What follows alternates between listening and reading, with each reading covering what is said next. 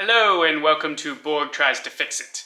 So last time we got the rear suspension on, got the whole rear end in and used the QA1 system there. Now today we're going to do the front suspension. So first things first, we're going to start off with the lower control arm and take it from there. So here we go. Okay, so we are ready to put on the lower control arm. And it's going to go right here and right in here. And here it is, all put together. Since we're using the QA1 shocks, there's a plate that has to go on the bottom here. And just a note, the shock comes assembled for the stock control arms. So you have to press out the bottom plate that's in it and press in a small collar. And just note, it's the smaller of the collars that comes with the kit. I'll show you a little bit later when we go to do that, but I screwed it up and, had to redo it. But anyway, I'm gonna put the camera back. You'll kind of see me working in here, but all I'm doing is putting this in there and putting bolts through it and leaving everything loose at this time.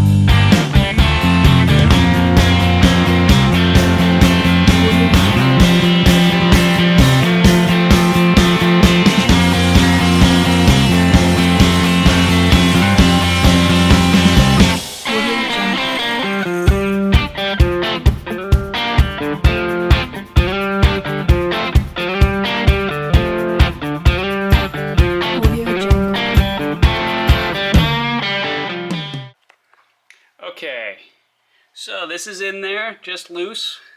This is here, and it swings like we need it to. Shock's gonna go here. We gotta put on the upper one, and then we'll get to putting the shock in there. All right? Okay, upper control arm with the QA1 system. One thing to be concerned about is if you look at this bar in the back, and you look straight on, the offset, this offset here is different than this offset here. So the smaller one is for stock applications. The one up here is if you're trying to go for more negative camber. So they say for the starting out, put this side forward, the smaller one, stock. And as far as the shims go, they say put the shims that were in the car when you took off the original. So on this side, there was none there, and there was 5 here. And if you look at the other side, there was 4 and 4. Of course, this might need adjustment once we get back on the ground, but this is just the best place to start based on, what the stock configuration was of the car. So anyway, all you have to do is put this on there, put the shims in, and tighten these to 55 foot-pounds. So I'll get that done now. Okay, so let me show you what I was talking about with the shock. So if you can see, there's a metal bushing in there that fits perfectly in here. Now when the shock comes, it has this going through there, and this is for the stock control arm. But if you're using the QA1 control arm system, you have to press this out. It's not super hard to press out. You can kind of press it out with pliers or something, and you press this in there. Now, you have to be careful because the kit comes with these, and obviously those will be too long in there. Those will come out on both sides, and you don't want to press in, but they'll fit. So make sure you press the right size one of these in there, and then that'll fit in to the control arm. Okay, so now we're going to put the shock in with the spindle. And the spindle you're going to see me use is actually for the new disc brake system that we're going to be putting on here. So this shock here, you have to attach this plate, which is going to go right into the bottom of there. Alright, so I'll move this camera back and you'll see me putting this on.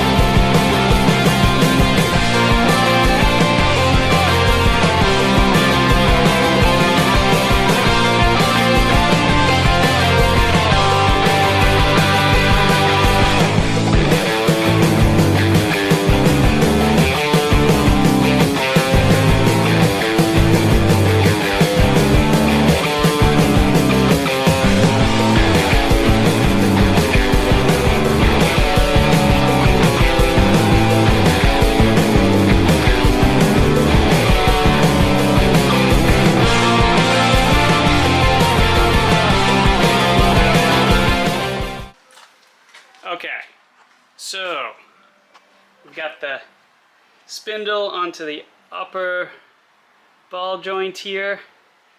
We got the shock hooked to the lower control arm. Now we're just going to put a jack under here, lift this up, and hook up the lower ball joint to the spindle.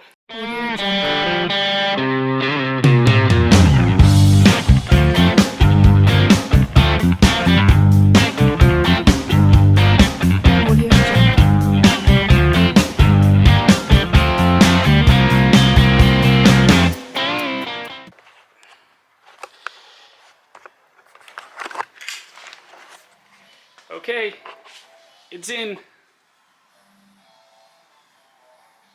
Looks good.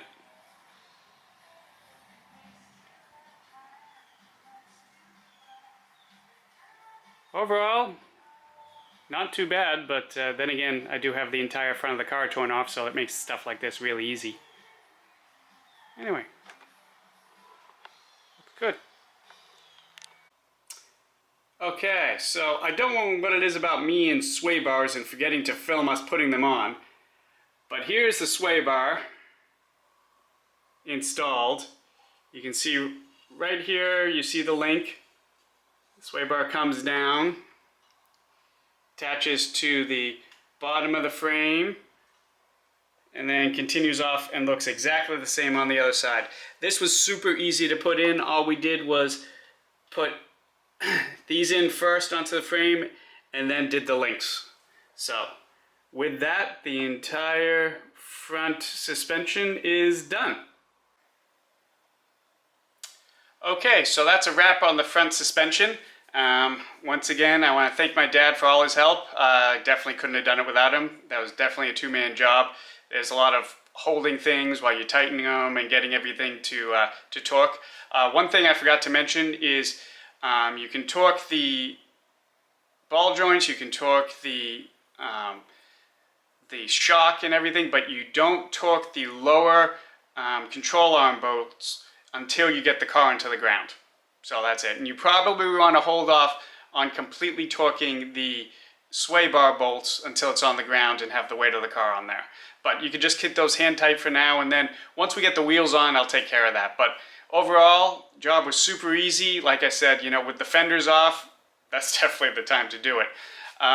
Anyway, next is going to be the disc conversion for the front. So I will be trying to get that video out as soon as I can. Anyway, thanks for watching. Have a good one.